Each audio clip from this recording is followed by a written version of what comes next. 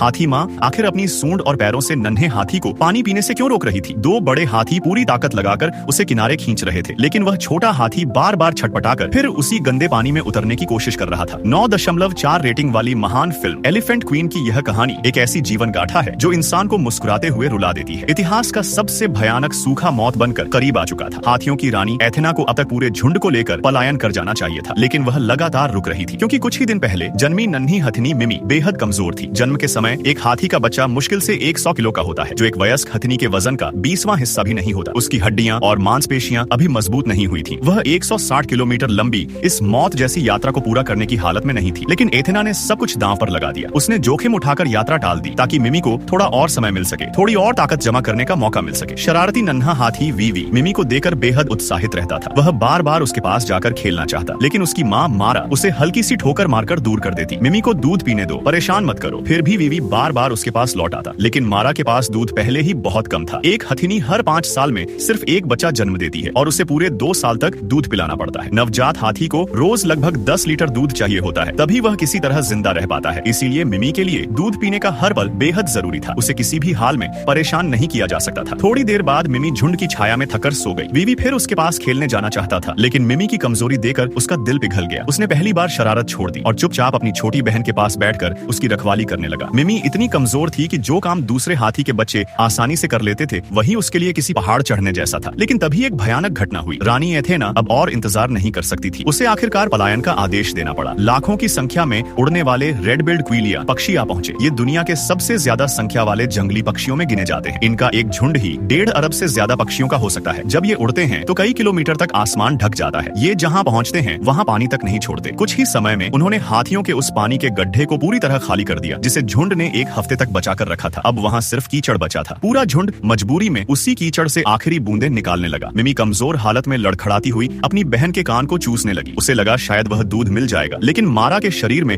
अब दूध लगभग खत्म हो चुका था। वह अपने बच्चे को बचाने के लिए इतनी बेचैन थी कि अगर कोई और हाथी पास आता तो वह तुरंत उसे भगा देती। एक माँ के लिए उसकी संतान से बढ़कर कुछ नहीं होता, लेकिन एथेना पूरे झुंड की मुखिया थी। वह सिर्फ मिमी की खातिर पूरे परिवार को खतरे में नहीं डाल सकती थी। फिर भी उसका दिल टूट रहा था। 50 साल तक अडिग रहने वाली यह रानी पहली बार इतनी बड़ी दुविधा में थी। एक तरफ पूरे झुंड की जिंदगी और दूसरी तरफ यह नन्ही सी जान। हर पल उसके लिए किसी यातना जैसा था। लंबी यात्रा शुरू हुई। जल्द ही मिमी के कदम जवाब देने लगे। उसका शरीर लड़खड़ाने लगा। मारा हर पल उसके साथ रही। वह अपनी सूंड से उसे सहारा देती रही। दूसरे दयालु हाथी भी आगे आए। किसी ने अपने शरीर से उसे धूप से बचाया तो किसी ने धीरे धीरे उसके साथ चलकर उसे हिम्मत दी। कोई भी मिमी को छोड़ना नहीं चाहता था। फिर वे एक छोटे पानी के गड्ढे तक पहुंचे और वहीं वह दृश्य हुआ जिससे कहानी शुरू हुई थी। मिमी बार बार पानी की ओर भाग रही थी, क्योंकि यह एक दर्दनाक सच्चाई थी। मारा का दूध पूरी तरह सूख चुका